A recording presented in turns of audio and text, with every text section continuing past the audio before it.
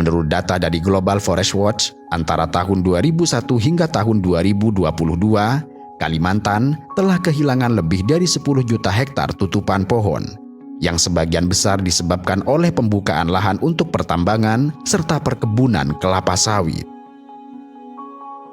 Indonesia sendiri, meski telah menunjukkan upaya pengendalian deforestasi dalam beberapa tahun terakhir, ternyata masih berada di daftar negara dengan laju kehilangan hutan tropis yang tertinggi di dunia. Berdasarkan provinsi, Kalimantan Timur dan Tengah menjadi wilayah dengan kerusakan yang tertinggi, didorong oleh industri tambang dan sawit. Lalu, Kalimantan Barat menghadapi deforestasi signifikan akibat konversi hutan gambut menjadi lahan perkebunan. Dan ironisnya, banyak lahan yang telah digunduli kemudian ditelantarkan atau mengalami kebakaran berulang, menciptakan lanskap mati yang hanya menyisakan tanah gersang dan jelaga. Kelapa sawit disebut-sebut sebagai emas hijau karena nilainya yang tinggi di pasar global. Kendati demikian, di Kalimantan, sawit seringkali berubah menjadi sebuah kutukan. Ini terjadi karena perusahaan besar menguasai ratusan ribu hektar lahan, menggusur hutan hujan yang telah berdiri selama ribuan tahun. Selamat pagi pemirsa. Hari ini Lamandau sedang menjadi buah bibir. Bukan karena prestasinya, tapi karena hutan yang terus menyusut. Hari ini 9 panelis hadir untuk membahas permasalahan tersebut. Ya, yang pertama ada Bapak Kepala Dinas Penanaman Modal, Bapak Habib. Selamat datang, Pak. Lalu ada Ibu Kadis Lingkungan Hidup, Ibu Novi. Selamat pagi, Bu. Pagi. Lalu ada perwakilan dari perusahaan sawit, Bapak Surya. Lalu ada Bapak pengacara, Bapak Evan. Ya, pagi. Mantap. Lalu ada pakar ekologi. Selamat datang, Bapak Wawan. Ya, pagi, Pak. Lalu ada aktivis lingkungan, Ibu Putri. Lalu ada tokoh adat Dayak, Pak Wahyu. Selamat datang, Pak. Lalu ada perwakilan dari petani lokal, Bapak Egi. Setelah itu ada perwakilan dari aktivis pemuda Lamandau, ya, Bang Dimas. Ya, 9 panelis hadir untuk membedah di mana posisi kita sekarang.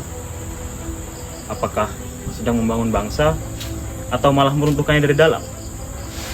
Baiklah, kita mulai dari sisi pemerintah. Tunggu dulu moderator, saat ini kita sedang membicarakan fakta. Tanpa sawit, APBD kita runtuh. Kita sedang membicarakan ekonomi daerah kita, begitu. Selanjutnya gimana yang lain? Kedaulatan siapa, Pak? Bagi kami Dayak, cinta tanah air itu menjaga hutan, bukan menebangnya. Itu sama saja menghina kami sebagai orang Dayak. Izin Bapak Ibu, kami di sini ini investor, mitra pemerintah. Tujuan kami ini adalah ingin membuka lapangan pekerjaan. Kami ini bela negara di sini. Tidak ada tujuan lain, tidak ada untuk merusak lingkungan ataupun hutan yang ada. Kami ini punya izin di sini, gitu Pak. Sebentar Pak, mitra apa ya kalau saya boleh tahu? Faktanya, selama ini kami yang harus rela berkorban nyawa memadamkan api di lahan konsesi. Bapak yang dapat untungnya, sedangkan di luar sana, para relawan dan rakyat yang menanggung asapnya. Kami di DLH sudah bekerja sesuai aturan, Bu. Bagi kami, sadar berbangsa dan bernegara adalah disiplin menegakkan regulasi AMDAL. Semua sudah kami periksa.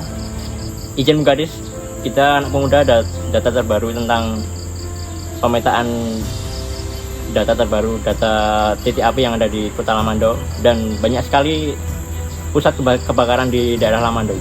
Jadi data ini tidak bisa disuap. Mohon untuk mengecek lagi apakah itu benar. Betul, perlu diingat bahwa konstitusi kita menjamin kelestarian lingkungan. Kita tidak boleh egois. Kami korbannya sebagai rakyat kecil, Bu. Saya sebagai petani, ladang saya sering terendam banjir. Mana pertanggungjawabannya? Sudah. Jangan saling menyalahkan. Kita harus pakai cara yang benar. Nah, Pak Pakar, gimana solusinya tuh? Solusinya adalah kita harus setia kepada Pancasila. Kita jangan saling menyalahkan terus.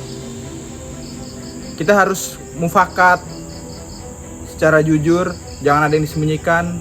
Pemerintah, pengusaha, pemuda, petani, Dewan Adat Dayak, dan staf ahli, para ahli harusnya duduk bersama seperti ini dengan kepala yang dingin. Dan gak ada yang saling menekan satu sama lain. Sila kelima itu keadilan sosial. Keadilan sosial terhadap rakyatnya, juga termasuk keadilan kepada alamnya. Oke, tenang semua, tenang. Jangan ribut-ribut kayak gitu. Debat barusan kan berarti menjadi bukti bahwa kita semua itu peduli sebenarnya kepada Indonesia. Bela negara itu kan bukan cuma tentang baris berbaris, tapi tentang kejujuran dan integritas kita saat mengerjakan tugas di kantor. Merawat Indonesia berarti merawat tanahnya, airnya, juga kejujuran orang. Saya Ren Yahya, terima kasih.